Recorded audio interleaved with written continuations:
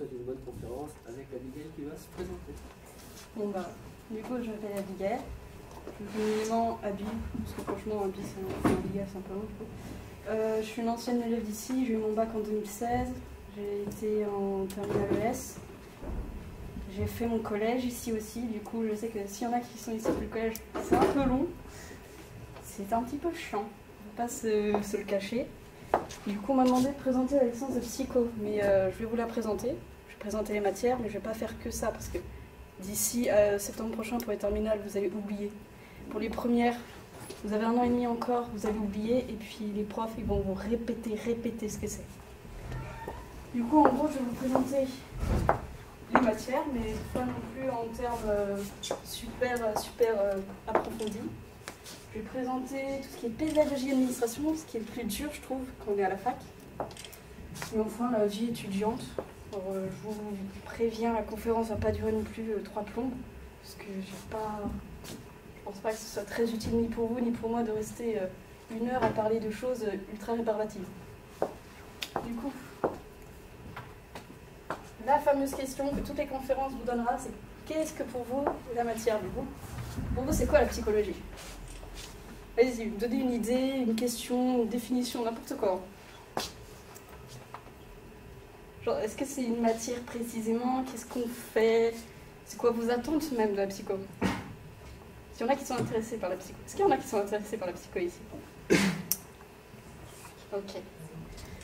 Ou soit parce que je sais que ça c'était la petite astuce de bon, je vais à la conférence pour louper les cours. Ou vous avez quoi là, les machins là en première? Vendredi après-midi. Comment? On doit présenter un truc à la fin. La TPE, ouais. J'avais fait le coup d'aller en conférence pour pas y aller. Pas mal. Du coup, personne n'a une idée de ce que c'est la psychologie, une petite définition, rien du tout.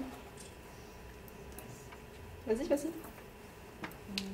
Ah mais franchement, s'il y a quelqu'un qui se moque après, c'est ridicule. De la personne. Ouais, c'est ça. De la personne, de l'être humain, mais pas physiquement, dans les pensées et culturellement, socialement, je sais pas. Ouais, il y a un truc, après on reverra parce qu'il y a un truc qui est pas bon, mais la plupart des est bon. Oui, t'as levé la main. Je veux dire du comportement, des réactions et tout. Ouais. Alors du coup, je vais reprendre tout mon comportement. Ça c'est un truc qu'on va vous sortir à première heure de cours. Ne confondez pas attitude, comportement. Comportement, c'est ce que vous voyez là, je fais des gestes, je parle. Attitude, c'est à l'intérieur. Du coup, si un prof vous dit « ouais, tu remets ton attitude », c'est pas bon. Alors du coup, la psycho, en fait, c'est toutes ces matières. Tout le monde pense à la psychopatho avec Freud, où on est sur le divan, on parle et tout, on fait les troubles pathologiques, schizophrénie, névrosée, tout ça. Il n'y a pas que ça, il y a la psychologie sociale, où on évalue une personne, son comportement, selon un environnement donné.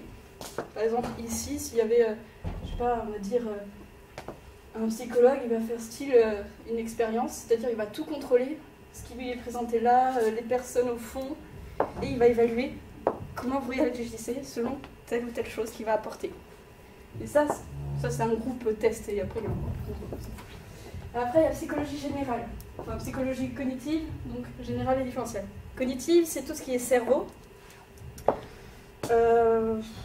Et différentielle, là, ça va être selon par exemple, les sexes, la différence entre homme, femme, réaction et tout ça. Mais personnellement, je préfère la cognitive générale à la différentielle. Au général, on va voir tout ce qui est mémoire, vision, apprentissage, comment ça fonctionne. Il y a des trucs, par exemple, cette année, je suis en L3, psychologie cognitive, il y a un truc que j'aime pas, c'est qu'on voit le truc syntaxique. C'est-à-dire qu'on voit les phrases, et comment, suivant les phrases, comment elles sont faites, eh ben, on va mieux comprendre, on va mieux mémoriser. C'est intéressant, au début c'était cool, maintenant c'est un petit peu plus rébarbatif, parce que on est en train de voir les COD, tout ça, comment sont faites les phrases. D'un côté c'est intéressant pour voir les manuels de cours, comment ils sont faits, quelles sont les méthodes à apporter. Après, on passe psychologie du développement. Alors, psychologie du développement, on va surtout faire avec les enfants. Pour ceux qui n'aiment pas les enfants, vous êtes un peu dans le caca. Parce qu'en deuxième année, qu'est-ce qu'il faut faire? Vous devez trouver un enfant et faire pendant tout un semestre une étude sur cet enfant. Super. Voilà. Mais autrement, il n'y a pas que ça. Franchement, il n'y a pas que ça. On voit du bébé jusqu'à plus tard. On voit très peu le plus tard. Parce qu'on est vraiment axé sur l'enfant parce que c'est là où il y a le plus de développement, où on voit les changements qu'il a et tout ça. Et le développement, on vous dira que c'est plus longitudinal, c'est-à-dire dans le long terme. Ça peut être des études qui durent 5 ans. Ça peut être très très long. Après, psychopathologie clinique de l'enfant, ça revient à la psychopathologie. Et là, on s'occupe de l'enfant et du coup, on va voir, par exemple, si un enfant il est névrosé, quels sont ce qu'il va faire, les moyens de cure, tout ça. Alors, clairement, je vous le dis, psychopathologie et la clinique de l'enfant, c'est une matière un peu plus olé olé, on va dire. Là, on va voir Freud, le père fondateur, hein, voilà. Et Lacan, ou Rennes 2, c'est une fac lacanienne. Alors, si vous n'aimez pas trop le courant de Freud, je vous dirais plutôt de vous renseigner les types de courants selon quelle fac. Ça va pas vous plaire en fait. Ça va pas du tout vous plaire parce que là on voit des choses, même pour nous on se dit mais pourquoi il dit ça? Parce que au début en première année vous allez vous dire mais je comprends pas, mais le gars il est parti trop loin. Parce qu'il va dire oui, les enfants ils ont des théories sexuelles infantiles. Et quand je vous dis ça, je vous dis, vous devez sûrement penser, mais c'est quoi une théorie sexuelle infantile? Est-ce que le gars il est en train de dire que les enfants ils ont des fantasmes et tout ça? En fait, c'est un peu plus compliqué, c'est-à-dire que l'enfant, suivant des stades de son développement, du coup, eh bien, il va avoir des petites pathologies, et puis de là, on va dire qu'il y a le stade oedipien, la castration au sens figuré du terme, hein. C'est pas propre, heureusement. Ensuite, on a la biologie générale. Pour les S, ça va être génial. C'est-à-dire qu'en biologie générale, ce sont des profs, ce ne sont pas des psychologues, ce sont des profs de bio et de PACES. Et donc, vous avez intérêt à vous accrocher. Clairement, le niveau qu'ils demandent est très difficile. C'est super intéressant. Je vois des regards où ils se disent oh mon Dieu, c'est quoi? Non, c'est super intéressant. C'est super lourd. Comme vraiment, je vous conseille de faire des fiches révision, de réviser régulièrement parce que c'est super lourd comme programme. En première année, on fait toutes les fonctions, les grandes fonctions de l'homme, respiratoire, cardiaque, reproduction, toutes les grandes fonctions. Deuxième année, on voit le cerveau, majoritairement, on voit même le cerveau des mollusques, ce qui est un petit peu limite. Troisième année, on est passé aux neurosciences comportementales. Alors là, c'est un mélange de la psychognitive et de la bio. C'est-à-dire qu'on voit le cerveau et ce qu'on fait, on voit le cerveau et les mécanismes du cerveau. Par exemple, cette année, on fait surtout les amnésies visuelles. C'est-à-dire, par exemple, il existe plusieurs types d'amnésie. Je vois le paquet bonbons, je suis incapable de dire ce que c'est. Et pourquoi? Pourquoi je ne peux pas dire ce que... Quand je le touche, je sais que c'est un paquet bonbons, mais quand je le vois, je suis incapable de dire ce que c'est. Et du coup, on va chercher à savoir pourquoi, quelles sont les aires du cerveau touchées, comment réparer, on peut pas réparer, parce que ça provient d'un AVC ou de problèmes comme ça. Et enfin, les statistiques. Alors pour les L, c'est moche. Pour les ES, quand vous êtes nul en maths, c'est encore moche. Et pour les S, j'espère que ça va aller. Non, je déconne. Non, mais en vrai, non. Première année, c'est encore ça allait. Deuxième année, deuxième année, j'ai plongé. Déjà que j'étais pas bien douée au lycée, vraiment, je ne mens pas, j'ai eu 5 au bac. En stats. Enfin en maths. Alors, du coup, je vois pas beaucoup en ce moment. Je n'aime pas les stats ne m'aiment pas, et puis c'est comme ça. Du coup, tout ça, ça fait la psychologie. Et ce sont des matières où en fait il faut savoir prendre différemment, enfin séparément aussi, mais il ne faut pas non plus les cloisonner. Par contre, vous allez voir qu'il y a des profs, par exemple, prenez un prof de psychopatho et un prof de cognitive, non mais vous leur parlez même pas des matières opposées, hein. C'est mort. Parce qu'ils vont dire, non mais ça c'est pas une matière, c'est n'importe quoi ce qu'ils font. Ils sont une petite guéguerre comme ça. Du coup, voilà, la psycho, c'est l'étude de comportement selon un milieu donné, et son milieu déjà avant, et le milieu où on le met, on le place. Et ça, en fait, j'aime pas trop utiliser environnement avec le même milieu, parce que suivant la matière, bah, ça va changer légèrement la définition. Bon, du coup, par exemple, sur le diapo, je me moque un peu de ceux de l'an dernier, sur le diapo de l'an dernier, il y avait marqué selon l'environnement, et c'était une définition du Larousse. Bon, du coup, j'ai un petit peu tiqué, parce que pour moi, c'est à prendre avec des pincettes, c'est-à-dire que chaque matière a sa propre définition bien spécifique. Alors du coup, il faut bien faire attention, pas se tromper, et puis du coup, non, la psychologie, ce n'est pas une personne assise sur le divan à dire « Je pense que j'ai un problème, monsieur. Je me sens pas bien, je crois que... Je sais pas, c'est pas bien, je ne comprends pas, vous pouvez m'aider ?» Non, le psychologue ne parlera pas très souvent. Si vous voulez être vraiment un psychologue, on va dire, dans clinique, psychologue clinique et puis un psychopatho, c'est-à-dire que oui, on va écouter la personne, on va éventuellement lui dire mais pourquoi, enfin des petites questions qui vont faire que la personne va réfléchir et va se remémorer, faire des cheminements dans ses mémoires, dans ses souvenirs, et de là en fait il donne des réponses. Et en fait c'est une phrase qu'on dit tout le temps en psychopatho, c'est une de mes matières préférées, du coup je vais en parler souvent, excusez-moi. En psychopatho, c'est le savoir vient du sujet, elle ne vient pas du médecin. Elle vient toujours du sujet parce que c'est le sujet qui connaît ce qui s'est passé et il a sûrement refoulé, comme vous avez dû voir en philo cette année, pour ceux qui sont en philo, enfin pour ceux qui sont en terminale. Il y a beaucoup de terminales. Ok.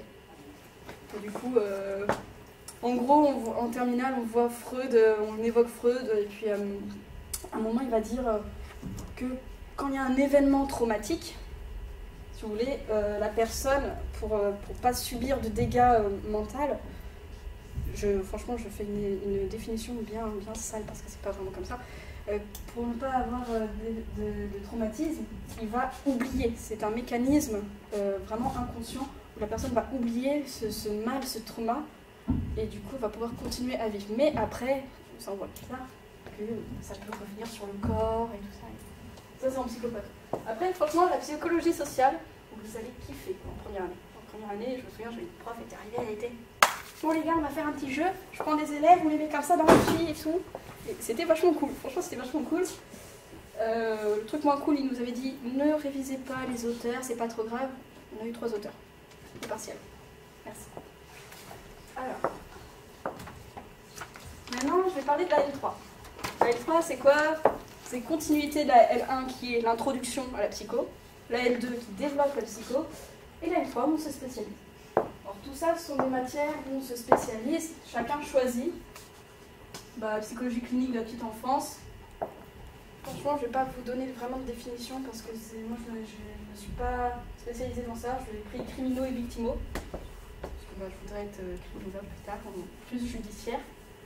Du coup, je n'ai pas envie de donner de mauvaises définitions. Parce que je n'ai pas de social, santé, c'est tout ce qui. Voilà, tous les environnements sociaux. Et l'ergonomie et tout ça. Mais j'ai pas envie de donner trop de définitions. Je veux pas vous induire en erreur. C'est pas mon but, ni le vôtre d'ailleurs. Bon, du coup, voilà, en L3, on va se spécialiser. On choisit notre spécialisation au début d'année. D'ailleurs, en début d'année, il nous arrive et il nous donne ça. Je pense que pour ceux qui seront... je vais faire tourner. Pour ceux qui sont... qui voudront être en psycho, qui viendront l'année prochaine, je pense qu'il y aura ça. Ça, c'est un carnet où il y a toutes les informations. Vraiment toutes les informations pour les L1, pour les L2, pour les L3. Et c'est-à-dire que c'est grâce à ça que j'ai compris c'est quoi les spécialisations. Tout c'est expliqué. Les profs, ils prennent pas vraiment le temps de vous expliquer. C'est pas que ça à faire. Clairement, ils font leurs cours. Ils sont super sympas. Ils font leurs cours, ils vous répondent quand vous envoyez des mails ou questions. Mais vraiment, ce sont des profs chercheurs. Ils font des thèses, ils font des recherches à côté. Alors du coup, à un moment, on ne peut pas non plus être toujours derrière eux, quoi. Et puis même, quand on est à la fac, on est beaucoup plus adulte. Enfin, on va grandir très vite, on va prendre en maturité très très vite, parce que c'est ce qu'on nous demande. Mais aussi, la L3, ce qu'on a, c'est un TER. La TER, c'est une modalité, enfin le TER, le travail de recherche et tout ça, c'est une modalité pour le master, si vous voulez faire vraiment de la psychologie plus tard. C'est-à-dire que les TER, c'est... vous prenez un sujet que vous devez déjà trouver. Alors déjà, vous devez trouver votre prof tuteur. Faut savoir que actuellement en L3, dans ma promo, on est un peu plus de 400. Voilà. Encore, c'est rien parce qu'en L1, nous étions 3 amphis, on était 850. Et ça a beaucoup brassé parce que les profs, enfin une de mes profs, je me souviens en cognitif, nous avait dit vous êtes beaucoup cette année, on va faire en sorte qu'il y en ait moins. Voilà, ça nous a mis dans le bain direct, on l'a ressenti au partiel, qu'il y avait beaucoup moins de personnes après le premier semestre. Hein. Du coup, ils vont faire en sorte de vous faire partir. La première année n'est pas la plus facile, déjà mentalement, mais aussi au niveau des cours. Parce que c'est vraiment tout un processus, un mécanisme différent du lycée. C'est-à-dire que les profs, ils ne sont pas oui, bon, vous avez bien fait ça et tout. Non, clairement, non, ils s'en foutent. Vous faites ou vous faites pas, tant pis. Du coup, le TER, il faut trouver son prof tuteur. Quand on est 400, je pense que vous pouvez vous imaginer le nombre de demandes que les profs peuvent recevoir. Après, on ne veut pas tous les mêmes profs parce que chaque prof a sa spécialisation. Du coup, petite anecdote, j'avais trouvé un prof de TER, j'étais super contente. J'arrive à la réunion, je lui redis mon sujet, il me dit ah bah non, parce qu'il y avait trop de monde, enfin trop de monde, il y avait trop de personnes. Du coup il me dit ah bah non, bah, va falloir trouver un autre prof tuteur. Ouais. Heureusement je me suis en trouvé un grâce à une autre prof. Mais du coup le TER. Le TER c'est un petit dossier, un mini mémoire. Tout le monde sait ce que c'est un mémoire, on en entend toujours parler, ouais j'ai fait un mémoire et tout. Ça c'est pour les doctorants, généralement ils font des gros mémoires, plus de 200 pages, hein, parce qu'ils mettent quand même 2 ans à le faire. Mais là les TER c'est une sorte de mini-mémoire, ça dépend des profs, le nombre de pages. Au mieux j'en ai 15, c'est bon pour moi.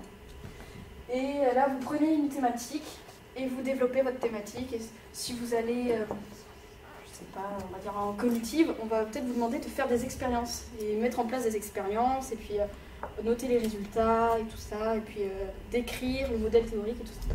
Du coup, le TER, c'est super important pour passer en master. Enfin, c'est une des modalités de sélection au master, parce que la sélection, vous en avez une maintenant. Il disait qu'avant il n'y en avait pas au master, mais c'est faux, il y en avait déjà une. C'était un petit peu caché, c'est-à-dire que déjà on devait réussir les TER et puis il y avait aussi des oraux à faire. Exprès pour, une fois qu'on avait validé la semi-entrée au master, il y avait des oraux qui venaient par-dessus pour valider tout ça. Du coup, ceux-ci ne sont que des exemples. J'ai oublié de marquer que c'était des exemples. Avec une licence, on peut être infirmier en psychiatrie, éducateur spécialisé, assistant pédagogique, mais avec une licence, on ne peut absolument pas être psychologue. On ne fait rien, on ne peut absolument pas prétendre au titre de psychologue, que ce soit en cognitive, en développement, en être neuropsychologue, c'est pas possible. C'est pas possible. Parce que là, en France, il faut un master 2 et franchement, on a de la chance parce que dans d'autres pays, il faut un doctorat. Personnellement, je trouve que c'est mieux d'avoir un doctorat parce que 5 ans pour tout ce qu'il y a à faire en psychologie, je trouve ça un petit peu... Pour moi, il n'y a pas assez.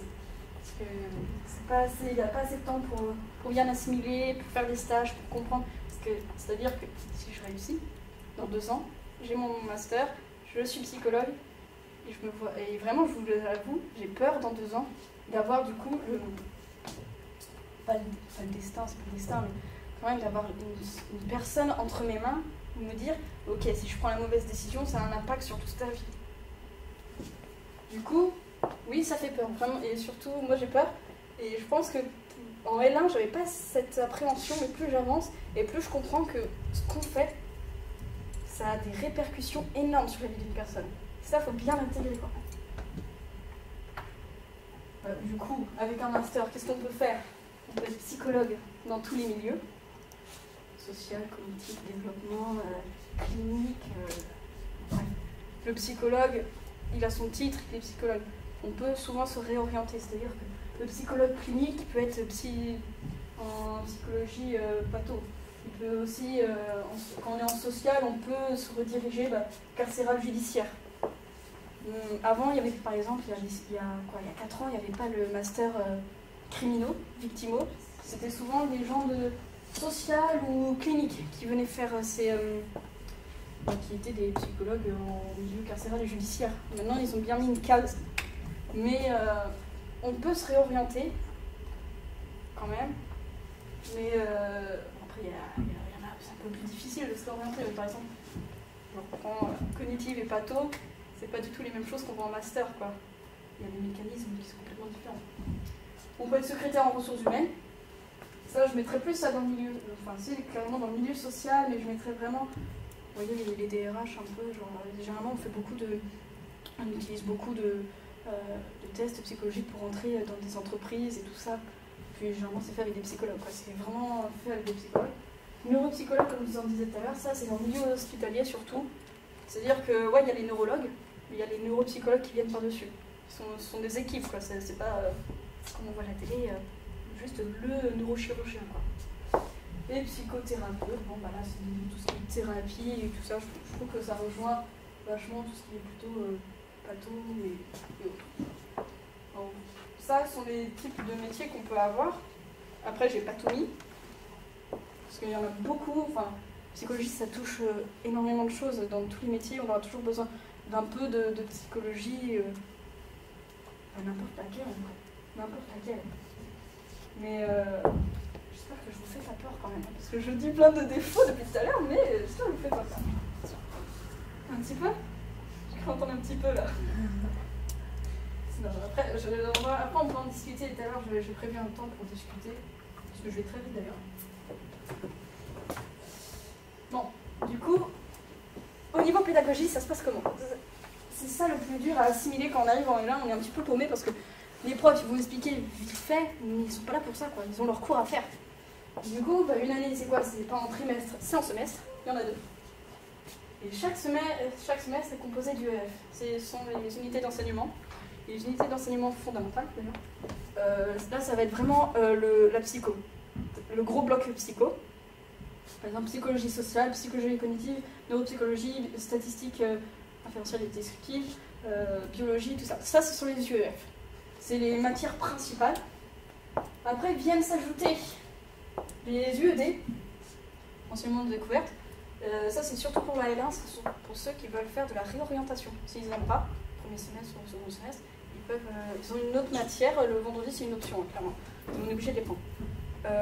Pour pouvoir se réorienter au cas où. C'est quand même bien fait. Mais quand on ne veut pas se réorienter, on a quand même 4 heures par semaine en plus qu'on n'a pas très envie de faire. Donc vous prenez un truc qui vous plaît. Et c'est ça pour toutes les facultés, en tout cas à Rennes 2 en tout cas, il y a ça dans toutes les facultés. Après Rennes 1, je sais pas. C'est Rennes 1. Je vais dire. Après il y a les UEL, bon ça c'est obligatoire. Unité d'enseignement de langue.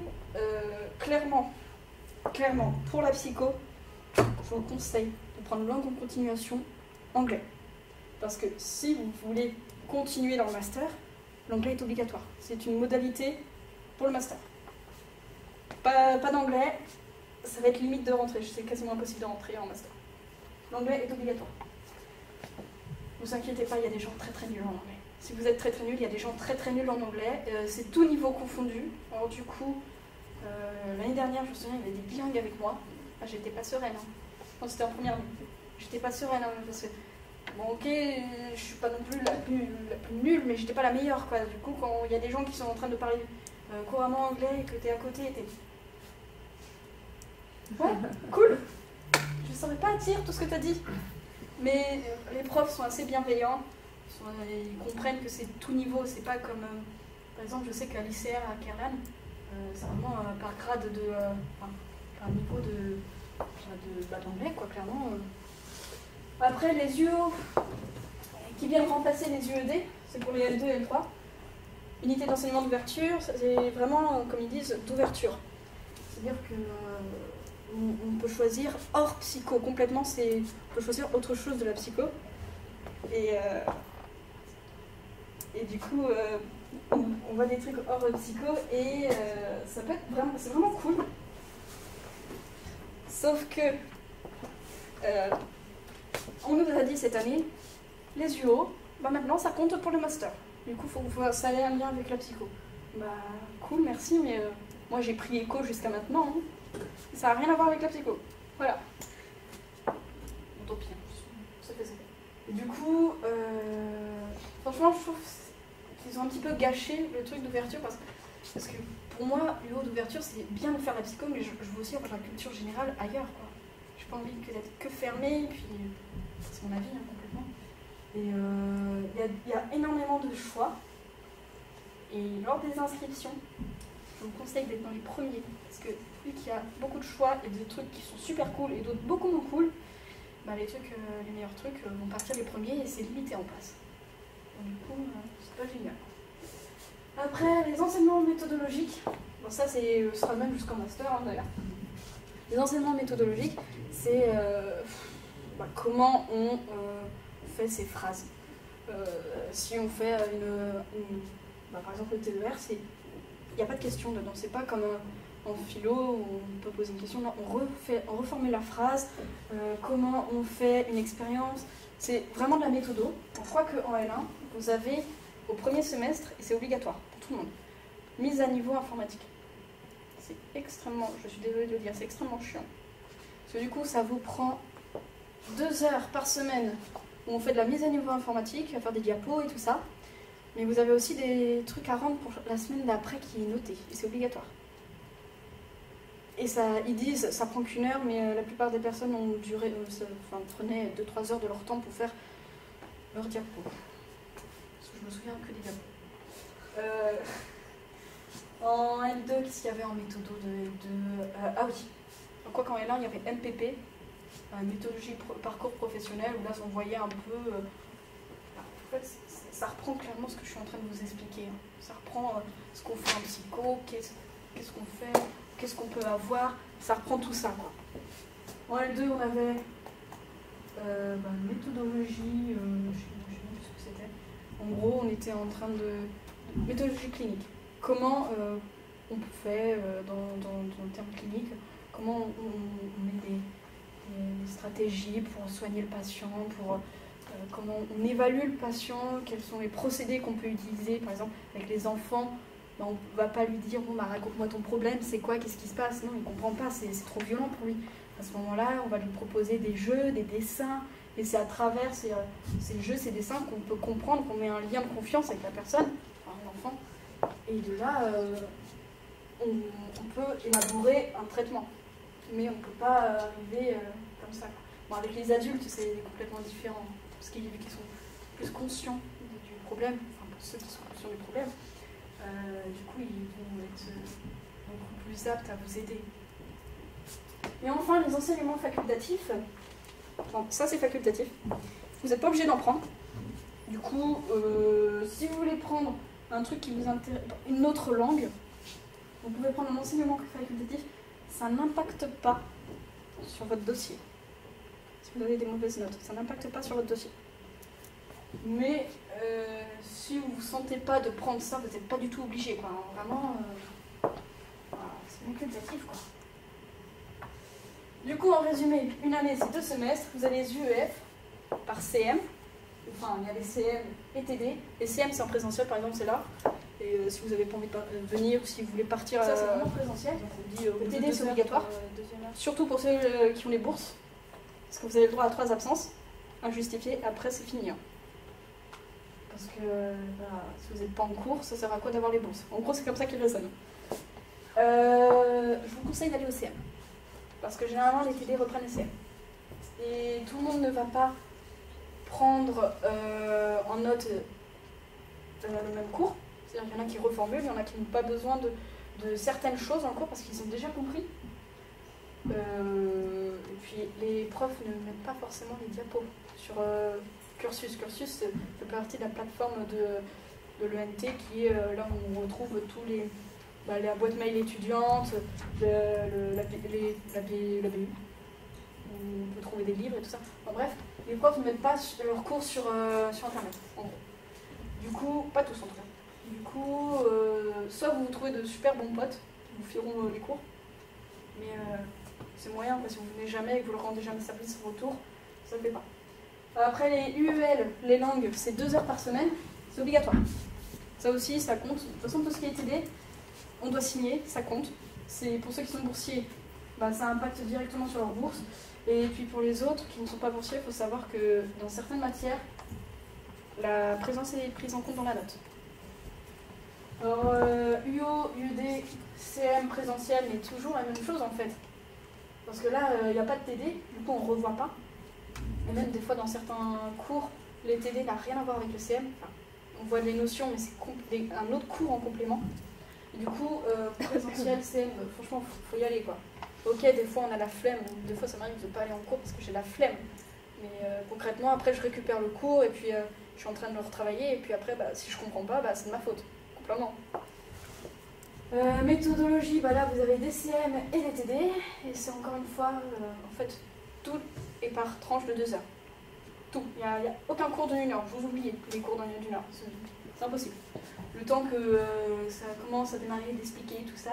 Et il n'y a pas forcément de pause entre les 2 heures. Ça peut être 2 heures d'affilée. Ensuite, enseignement facultatif, c'est aussi CM et TD. Et puis voilà quoi. Du coup, une année, ça se compose comme ça. Et petit truc, c'est que on dit semestre 1, semestre 2, semestre 3, semestre 4 quand on est en L2, et semestre 5, semestre 6 quand on est en L3. En gros, on retourne pas, on recommence pas à chaque fois 1-2. 1-2, c'est une continuité. Parce que clairement, c'est une continuité. Alors du coup, si vous plaignez de l'administration du lycée, vous allez pleurer ici, à la fac. Parce que clairement, l'administration à la fac, elle s'en fout de vous. Une fois vous inscrivez à l'administration, à l'inscription administrative, c'est durant l'été, là vous allez recevoir votre carte étudiante et une carte Easly où on peut payer, d'ailleurs on paye ses repas avec la carte Easly, on paye les photocopies avec cette carte, vachement pratique. Mais après, pour ce qui est des cours, c'est une inscription pédagogique qui a lieu à peu près vers le 11 septembre ou 15 septembre, à peu près, quand on est pour le premier semestre.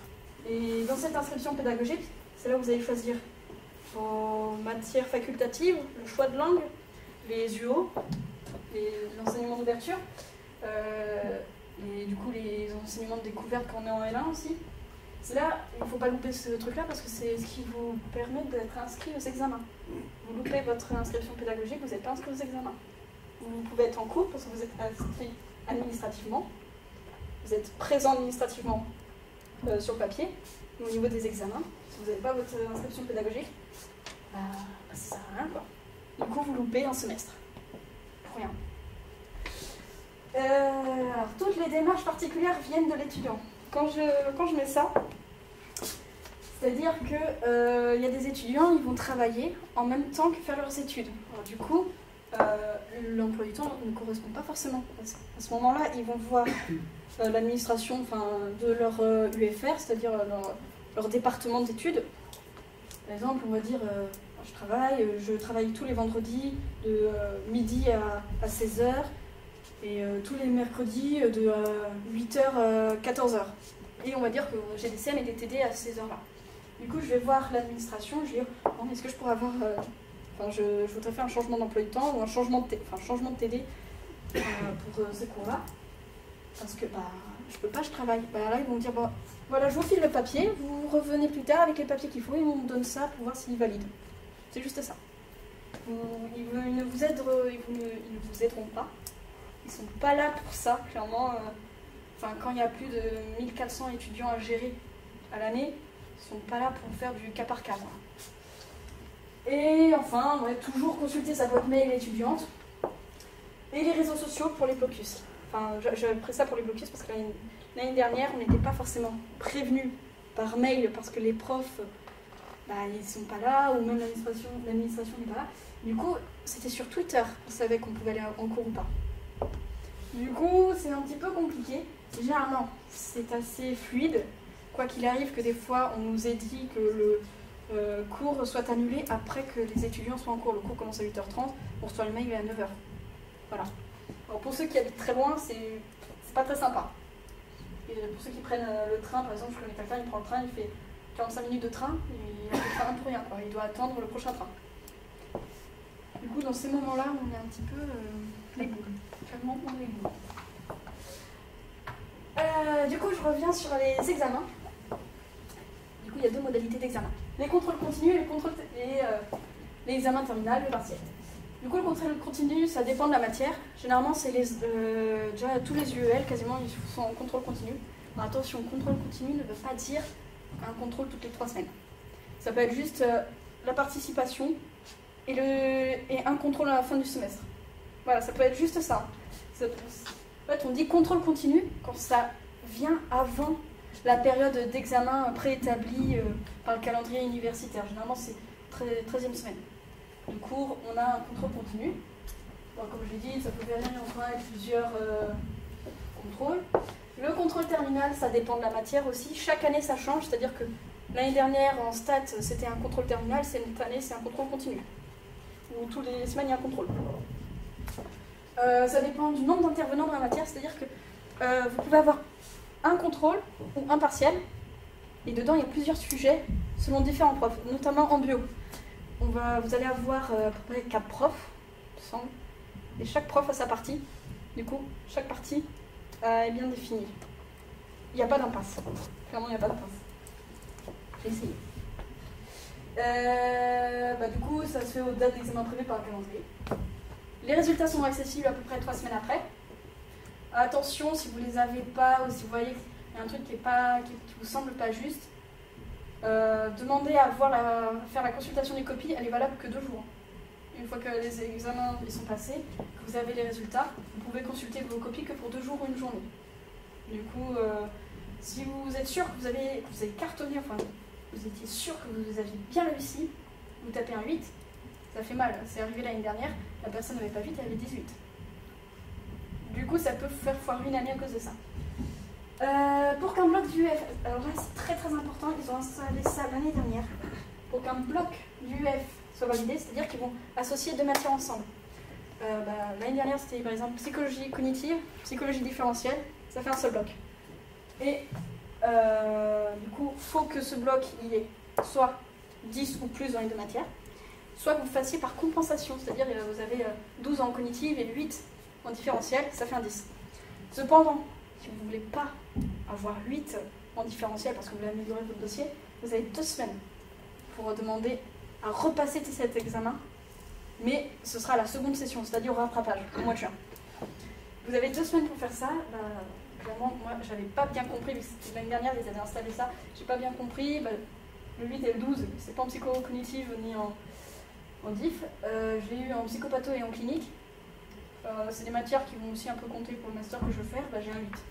Et j'avais pas bien compris ça, et comme, je vais vraiment vous le dire, comme une grosse débile, j'ai fait au rattrapage la clinique, et là j'envoie un mail au résultat des rattrapages, excusez-moi, je comprends pas, j'ai pas ma note de clinique. Ah bah oui, il va falloir demander 2 semaines après, vous avez fait l'examen pour rien.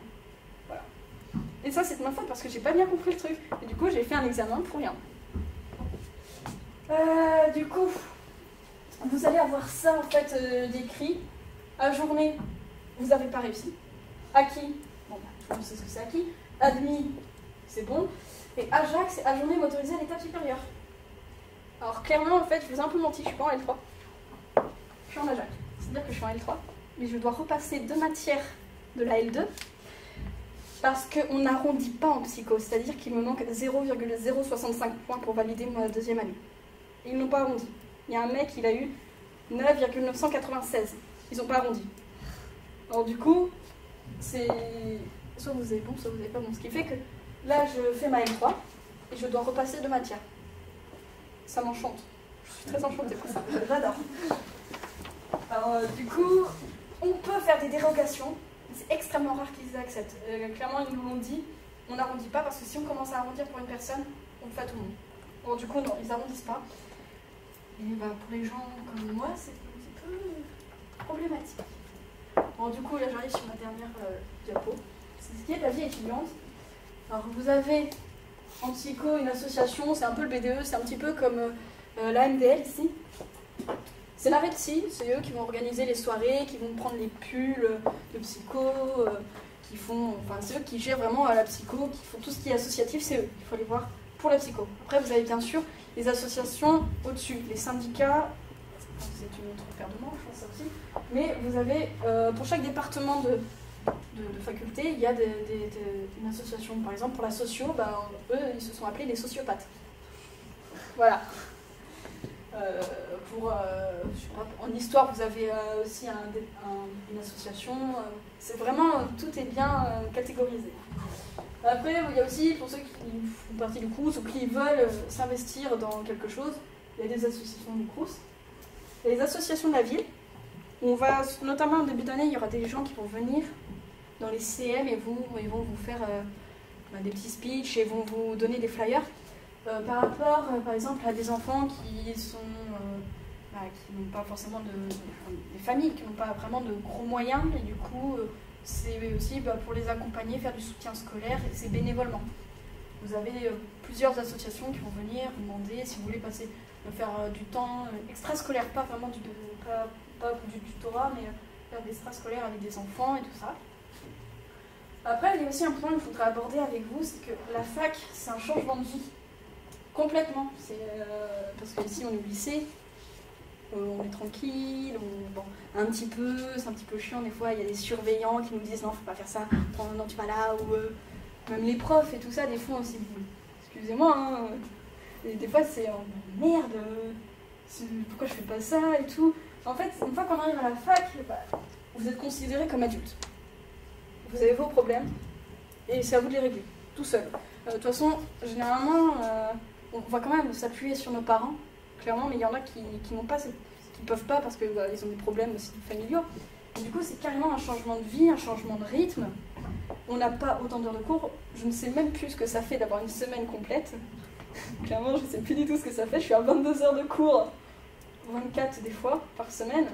Mais le contenu des cours est tellement dense, il y a tellement de choses que ça me fatigue mentalement, ça me fatigue plus ça que d'être au lycée, parce que le lycée, c'est tellement lent. Enfin, je suis désolée, mais vous allez voir la différence, c'est extrêmement lent. Et du coup, vous avez plus de liberté. Plus de liberté, ça veut aussi dire que j'ai la flemme de réviser. C'est pas grave. Mais des fois, la liberté, ça tue notre scolarité, clairement. Parce qu'il y a beaucoup de L1. Parce que par ce surplus de liberté, ce changement de rythme, où il n'y a plus les profs qui disent quoi faire, ou même les parents, des fois, ça dépend des familles, hein, où les parents ils vont être derrière vous, et bien, du coup, il y a beaucoup de L1 qui loupent leur année, on va faire la fête tous les jeudis soirs, on sort le mardi aussi parce que c'est pas mal, quoique le mercredi c'est bien parce que ça commence le jeudi, comme ça on se met en état, quoi. Oui, c'est déjà arrivé, je ne parle pas de moi, hein. Et du coup, ouais, c'est vachement bien d'être libre et d'être dans un nouvel environnement, parce que aussi on a beaucoup plus de responsabilités. La plupart des personnes quittent le domicile familial, alors du coup, faut gérer ça. Et ça peut faire peur quand on y est, après, de se dire j'ai la facture là à payer, il faut que je paie ça. Si vos parents ne le font pas, il y a aussi se dire ok, je dois faire ça, je trouve un petit boulot, je vais à la fac, mais aussi qu'il faut que je concilie ça avec mes amis, et il faut que je vois ma famille aussi. Du coup, c'est là où vous rentrez vraiment dans le monde adulte. C'est complètement différent. De toute façon, vous allez le ressentir, peut-être pas le premier mois. Je pense, personnellement, je sais que j'ai plus ressenti, peut-être à la fin du premier semestre. Et enfin, c'est un petit peu horrible de dire ça, mais vous allez perdre des amis. En fac, vous perdez des amis. Clairement, là, vous avez des potes, là, plein. Je me souviens, j'étais amie avec plein de gens ici, dans un peu toutes les classes. Je crois que je suis restée en contact avec une quinzaine. Parce que, il y a vraiment, on change, on croise de nouvelles personnes. Mentalement, on se dit, mais pourquoi ils pensent comme ça? C'est pas logique, en fait. Et c'est là où on comprend, en fait, on voit tellement de personnes, on côtoie tellement de personnes, et on parle avec tellement de personnes, et puis même les profs, ils vous font clairement changer d'opinion des fois, et puis des fois on a juste plus le temps de voir certaines personnes, on n'a plus envie, parce que au final elles ne nous intéressaient pas tant que ça. C'est un peu horrible de dire ça, hein, clairement je vous le dis, vous allez perdre des amis, mais vous allez aussi en gagner. Soit il y a des gens qui gagnent beaucoup d'amis en fac, mais il faut faire attention. Alors s'il y en a qui sont en ES, ils doivent connaître ça, comment on appelle ça d'ailleurs? Machin secondaire, socialisation secondaire. Non, personne n'a vu ça? Si? C'est-à-dire que socialisation secondaire, généralement, ce sont des groupes faits surtout au niveau des mêmes intérêts et par intérêt aussi. C'est-à-dire que des fois, il y a des gens qui vont avoir en fac, on va dire, plus 15 amis, mais il y en a où ça va être, comme je l'ai dit tout à l'heure, que pour donner des cours, ou que pour faire des soirées chez la personne là parce qu'elle a un appartement plus grand. Ouais, ou autrement, ce sera juste pour la fac, quoi. D'ailleurs, il y a beaucoup de gens comme ça. Ils sont des amis juste pour la fac. Après, en dehors, ils se voient absolument pas. Et il y en a beaucoup, moi. Je sais que, je veux être sincère, moi, je me suis fait que 2 amis en fac que je vois à l'extérieur, ou je vais dormir chez elles, ou inversement. Mais autrement, j'ai des connaissances. Voilà, ce sont des connaissances, mais ce ne sont pas des amis. Du coup, c'est un peu triste sur ce terme-là, c'est qu'on change tellement, et l'environnement change tellement que on gagne des choses, mais on en perd. Mais il faut voir le côté positif, c'est-à-dire que si vous gagnez des choses, elles seront que meilleures. Du coup, moi, je vais m'arrêter là. Et si vous avez des questions sur un point que j'ai mal abordé, que j'ai pas fait une bonne approche, oui. Mais sur les sélections de ceux qui sont acceptés à la fac, est-ce que les ES et S sont privilégiés par rapport à elles qui ont Ah, tu fais par rapport à ça? Ouais. D'ailleurs, je voulais le commenter. Il y a plein de trucs où je suis pas d'accord en fait. Maîtriser la compréhension de l'expression écrite et orale. Je suis désolée, mais par exemple, en histoire, on en a besoin. En lettres, on en a besoin. C'est pas qu'un psycho. Raisonner, argumenter, on en a besoin partout. Que ce soit dans tout ce qui est maths ou autre. Du coup, je ne comprends pas pourquoi ils ont mis ça. Bon, je suis un peu contre Parcoursup, mais un peu pour. Je comprends pourquoi ils l'ont fait, mais c'est un autre débat, ce truc-là. Maîtriser au moins une discipline scientifique. Alors clairement, moi je suis extrêmement nulle en maths, comme j'ai dit tout à l'heure. Je suis à... quoi on va dire? Bon, l'an dernier, c'était un cas particulier. Du coup, je ne donnerai pas ma moyenne de l'an dernier. Il faut savoir que l'an dernier, il y a des gens qui avaient 20 en stats en première année, en L1. Ils sont arrivés en L2. Le prof nous a clairement retourné. Vraiment, retourné. C'est-à-dire que les personnes qui ont eu 20 sont arrivées à 3. Ça fait mal. Ça fait extrêmement mal. Vous auriez dû voir les moyennes. Ça faisait ça. Il y avait peu de personnes qui allaient au-dessus de 10. Alors du coup, maths, en fait je dirais que ouais, faut quand même comprendre, mais vu qu'ils réévaluent, on refait ça, on redonne des cours parce qu'ils savent très bien qu'il y a des gens de L, il y a des gens de ES, il y a des gens qui venaient même pas de bac généraux, hein. Ils les ont acceptés. Mais après, moi quand je suis arrivée, j'avais pas Parcoursup. Et du coup, je pense que non, ça n'a pas d'incidence. Peut-être qu'ils vont avoir plus de privilèges, mais après, il faut savoir que faut aussi se dire qu'en L, vous avez plus. Je dis pas que les autres matières, enfin les autres filières sont moins bonnes. Hein. Clairement, j'ai dit plus qu'en L, on va plus apprendre à argumenter ces idées, à les structurer, parce qu'on fait énormément de dissertations en L et tout ça. Du coup, ça aussi, c'est un énorme point fort, hein, clairement.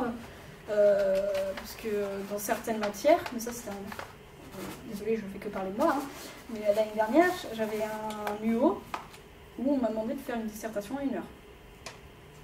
Voilà. Et faire du coup, vous arrivez, vous faites une page, ça le fait moyen, quoi.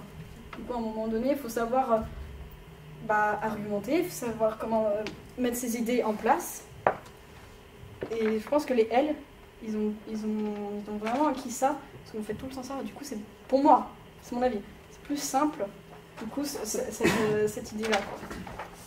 Après, physique-chimie, SVT. Ouais, mais vraiment, quand je vois ça, je me dis que c'est valable dans toutes les autres matières, dans toutes les autres filières.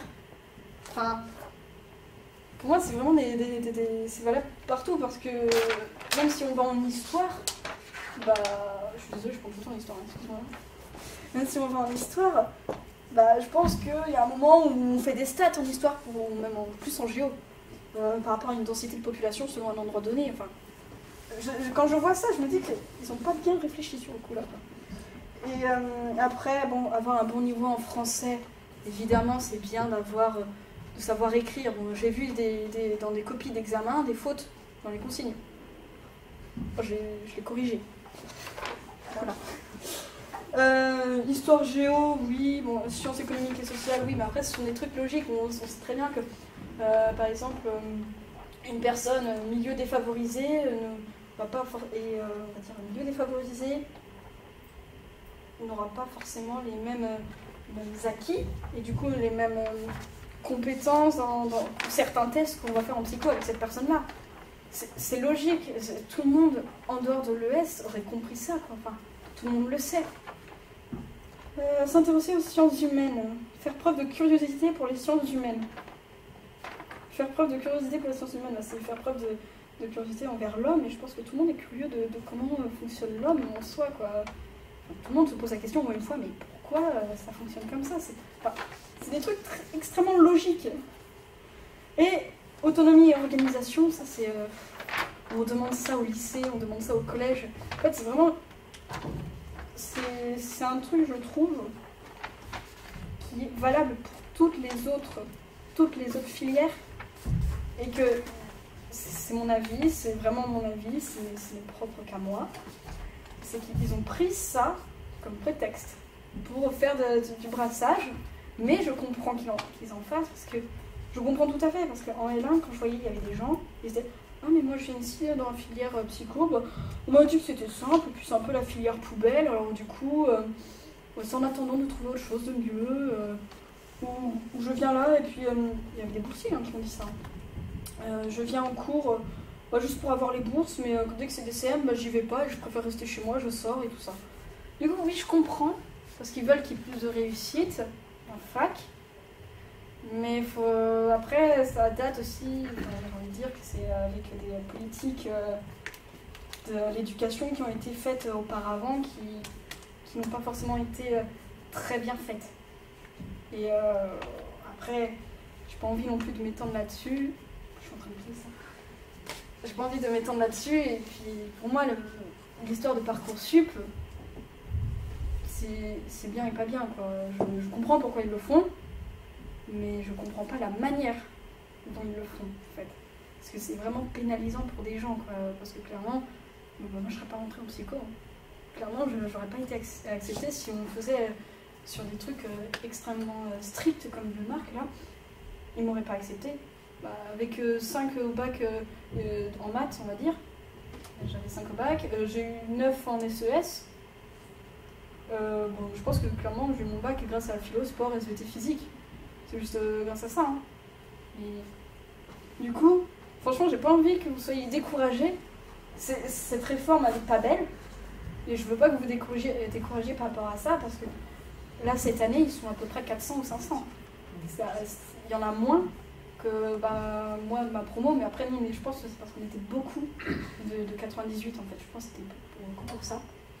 Mais il y a quand même 2 amphis, donc à peu près 450 élèves. Bon, après, il y a des élèves qui sont pas là, qui sont pas en présentiel. Mais franchement, faut pas vous décourager. Je sais que là, je vous ai dit des trucs qui me font peur. Un peu, beaucoup, certaines choses. Vraiment, la L1, c'est pas la plus facile. Parce que c'est celle où il y a le plus de... En fait, on découvre, ce sont vraiment des introductions. Et du coup, vu que les profs, ils savent très bien qu'il y en a qui vont partir et tout ça, dans certains cours, ça se ressent que le prof, c'est pas le truc qu'il aime le faire, qu'il trouve ça le plus intéressant à faire, quoi.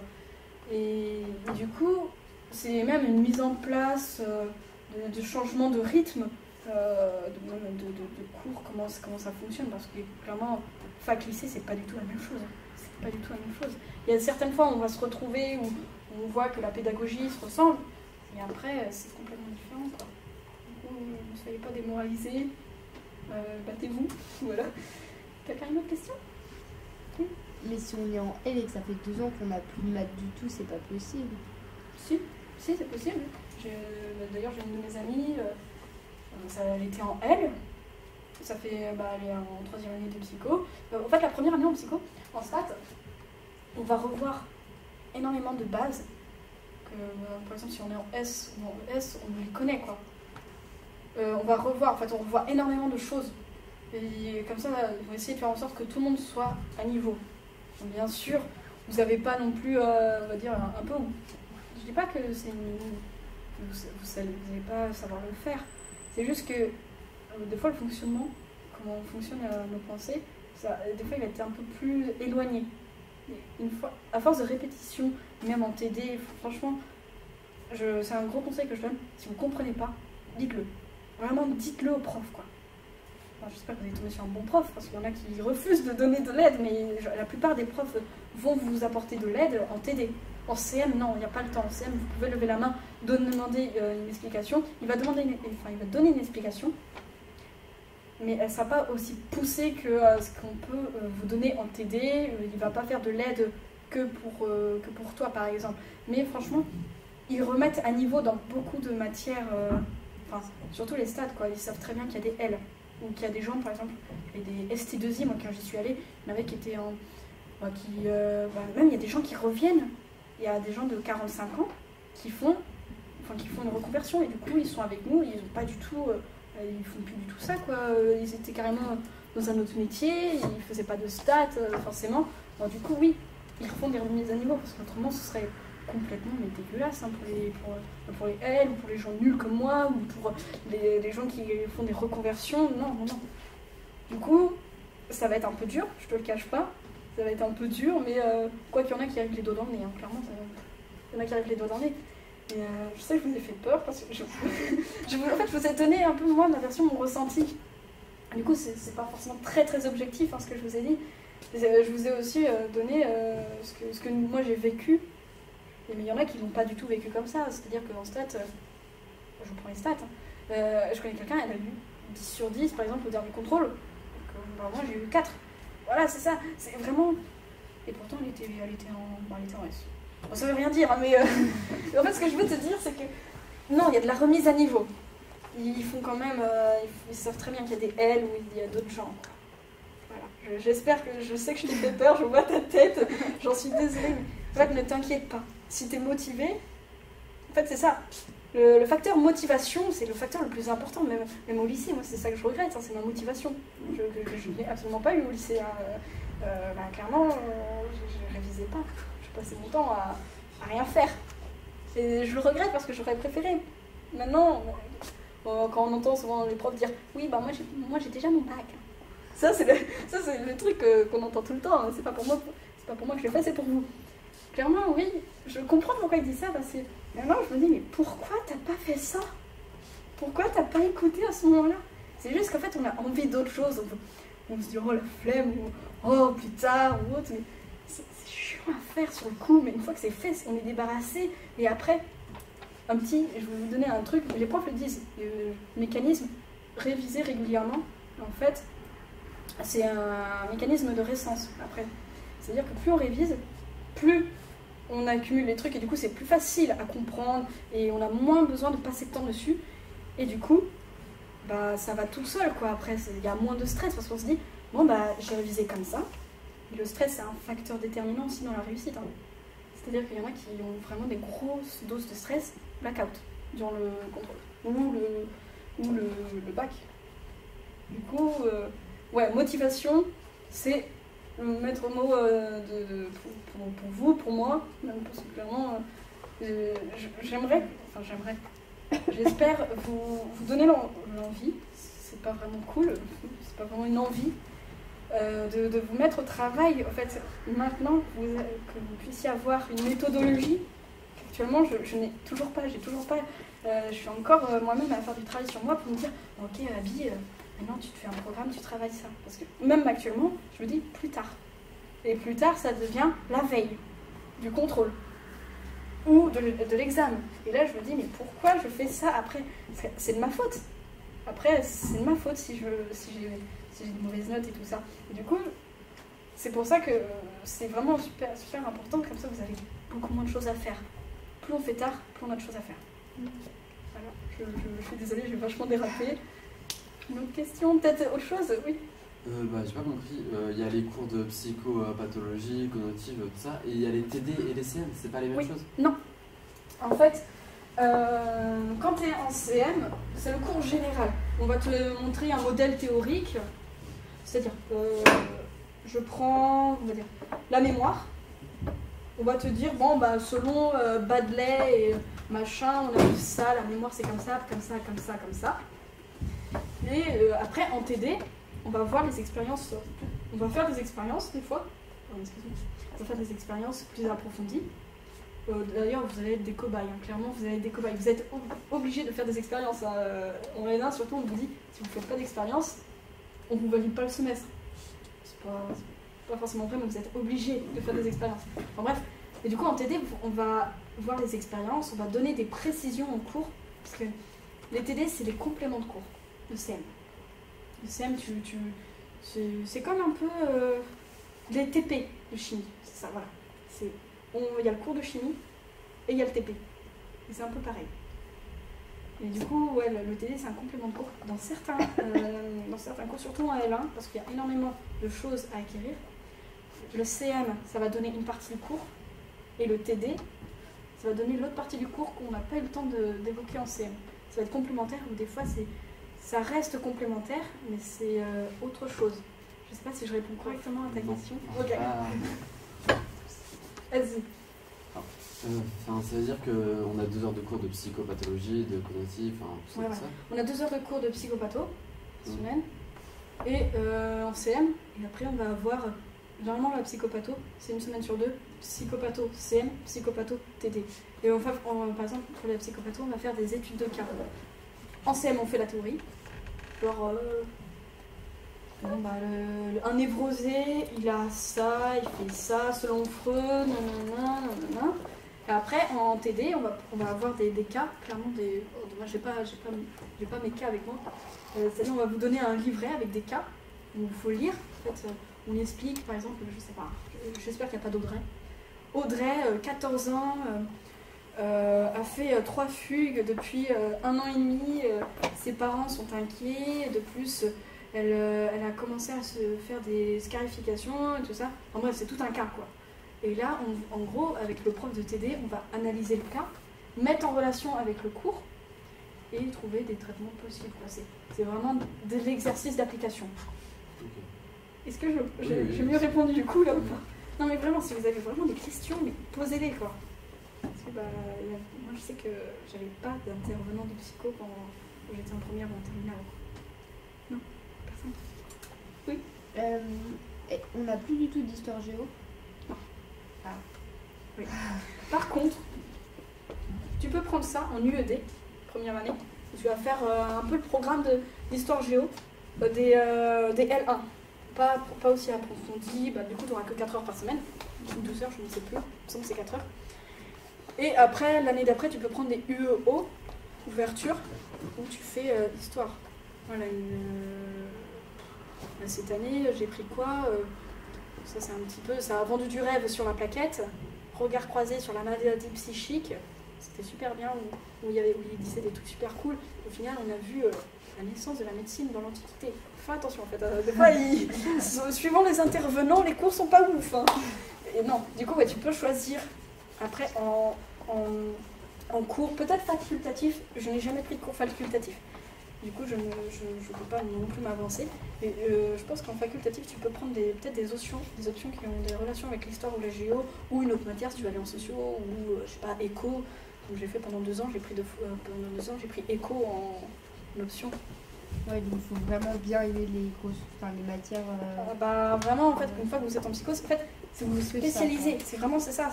La fac, ça se spécialise dans la matière que vous voulez faire. Et après, vous avez des matières annexes qui auront moins de pourcentage quoi, dans votre note. C'est vraiment une spécialisation, quoi. Voilà. Tu pourras toujours faire des cours, mais tout ça, il faudra vraiment que tu le fasses de toi-même.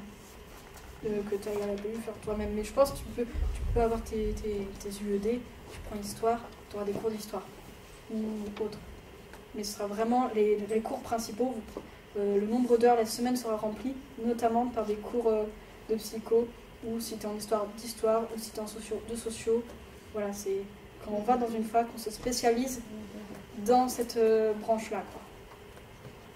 Oui. On fait quoi dans l'option Option criminaux, ok. En plus, j'ai eu le cours ce matin, c'était génial. Non, en vrai, j'ai eu 3 intervenants. La première, en gros, elle faisait l'introduction de la criminaux. Genre, dans les institutions, on en retrouve dans le milieu carcéral, les CMPI, enfin, je n'ai pas révisé, du coup, je ne peux pas le dire. Enfin, tout ce qui en gros, c'est vraiment l'institution, comment c'est organisé. Deuxième prof, lui, il a fait un peu plus style psychopatho, ça se ressent parce que lui, il a fait un doctorat en psychopatho et tout ça. Même c'est un prof chercheur, quasiment tous vos profs, comme je l'ai dit plus tôt, sont des profs chercheurs. Du coup, lui, il nous a plus fait sur la psychocriminologie, du point de vue au niveau de la criminelle et tout ça. Quelles sont quelques raisons, parce que c'est vraiment une introduction au master où on se spécialise réellement. Alors du coup, là, il va nous donner des introductions. Et là, par exemple, ce matin, on a fait sur la victimologie.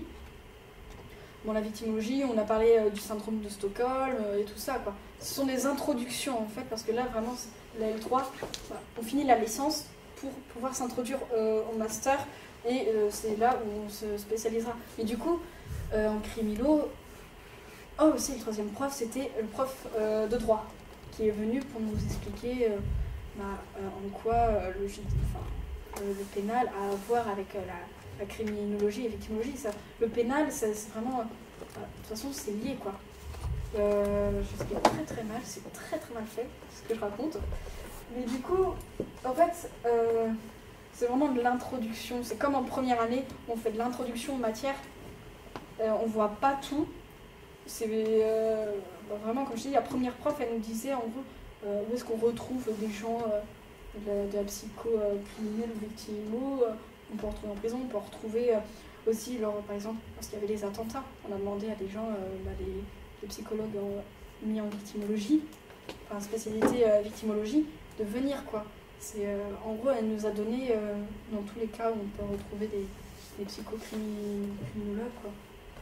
Du coup, j'explique très mal parce que c'est vraiment qu'une spécialisation que je n'ai eu que cette année. C'est dommage, et puis après on l'a qu'une fois par semaine. Voilà, les spécialisations c'est vraiment une fois par semaine, pendant 2 heures. Et ça c'est valable sur toute l'année. Du coup, si tu veux, je pourrais, enfin si tu veux c'est en ligne, c'est ton choix, tu m'envoies un mail et à ce moment-là, je te décris vraiment tout ce qu'on fait, tu vois, en reprenant tout mon cours. Je pourrais prendre mon ordi, mais je ne sais pas s'il a encore de la batterie. Voilà. Mais ouais, c'est vraiment de l'introduction aux matières. De toute façon, déjà, je vous préviens, si quelqu'un a envie d'aller en criminaux, ce n'est pas du tout comme à la télé. Voilà. On n'est pas avec les gendarmes, on n'est pas avec, comme dans le profilage, avec des flingues et tout ça, non pas du tout. On est clairement pas du tout. On nous demande de faire une évaluation, c'est ça en fait, le master de criminaux, et là surtout ce que je vais faire. On nous demande de faire une évaluation psychologique, notamment longitudinale sur toute sa vie, de quand à peu près il était enfant, ou de sa naissance, jusqu'à l'instant T, et pour pouvoir décrire et donner ça en rapport pour faire un complément dans l'enquête. Voilà, c'est plutôt ça. Et du coup, pour pouvoir faire ça, il faut comprendre où est-ce qu'on peut trouver des psychocriminologues, ce qu'ils font, quelles sont les possibles... choses qu'on retrouve avec la victime chez le criminel, parce que des fois le criminel était victime avant, ou inversement, la victime voilà. Et voilà. Je me suis désolée de ne pas avoir très très bien répondu à ta question, mais si vous voulez plus d'informations, de toute façon avec l'association, il y a mon mail, du coup je vous envoie. Je peux même vous envoyer des fois des parties de cours si c'est des trucs vraiment très précis que vous voulez. Mais je suis désolée de ne pas pouvoir être ultra précise Parce que pour l'instant, je suis pas encore spécialisée dans ça, quoi. J'ai pas envie de grosses conneries. Et je suis pas là pour vous induire en erreur. Voilà. Oui. Mais tu as parlé de Freud. Est-ce que ça veut dire qu'on voit encore la philo comme en terminale un peu? Non. Pas du tout.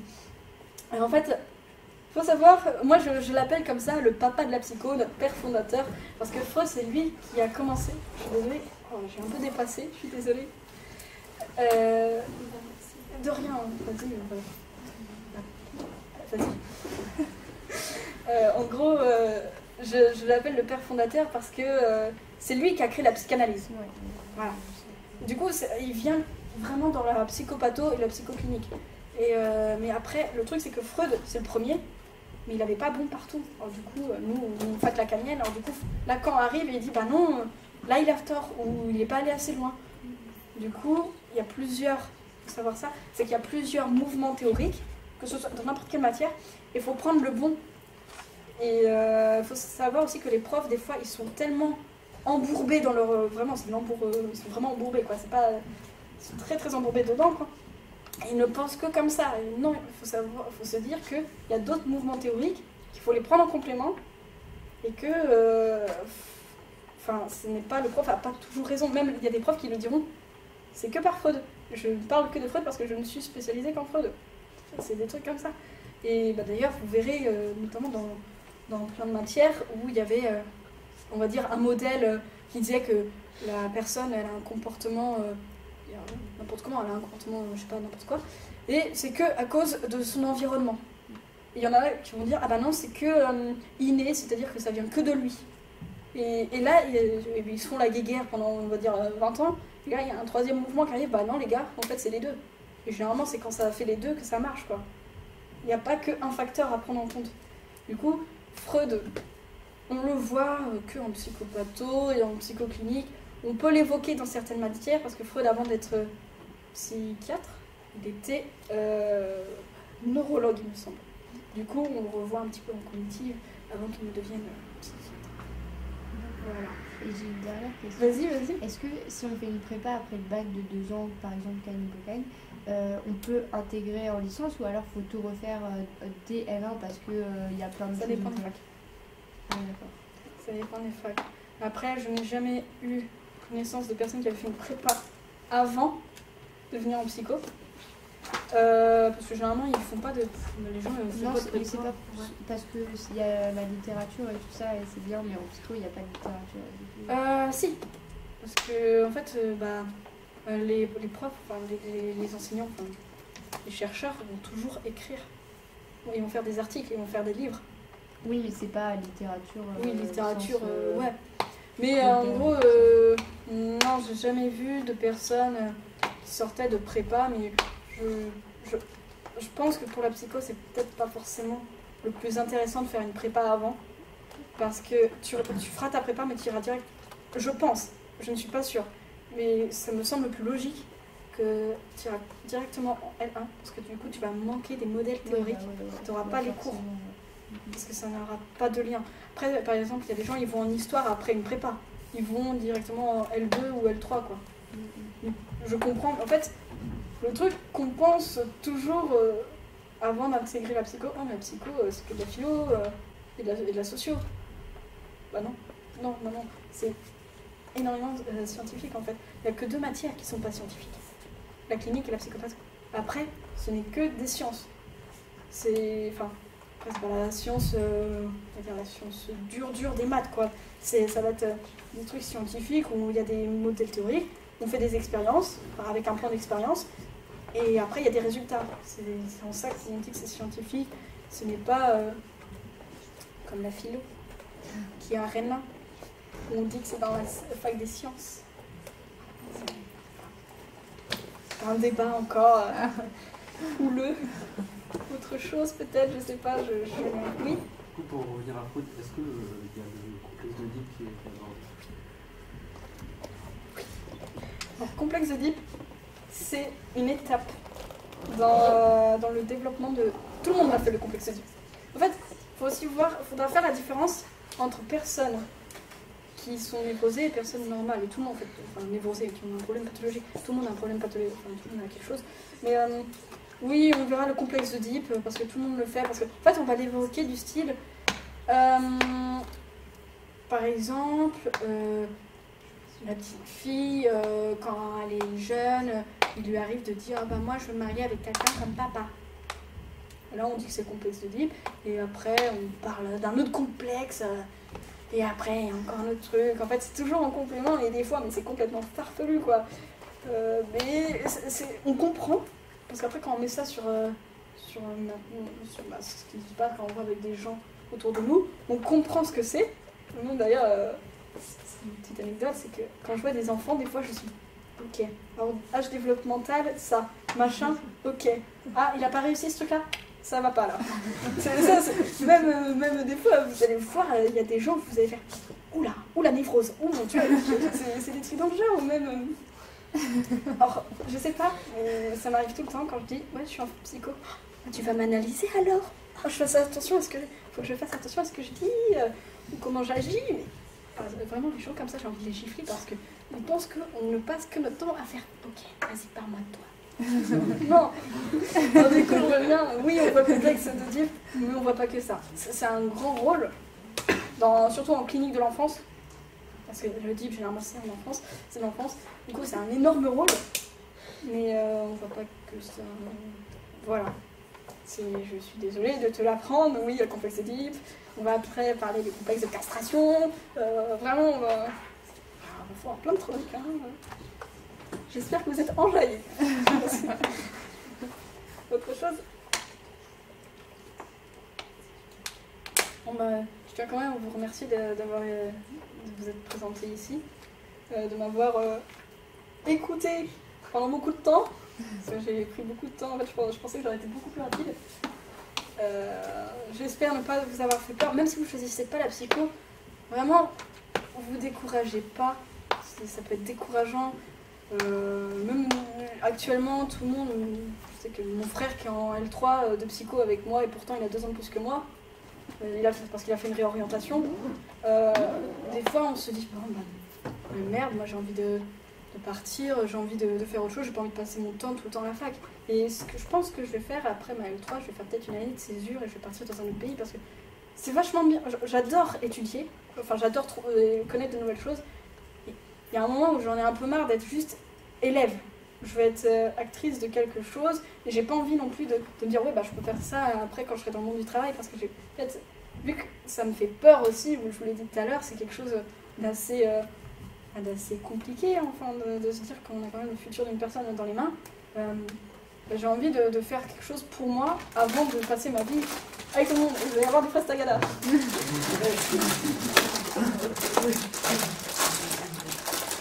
Merci Abigail. Bravo. Merci à vous surtout.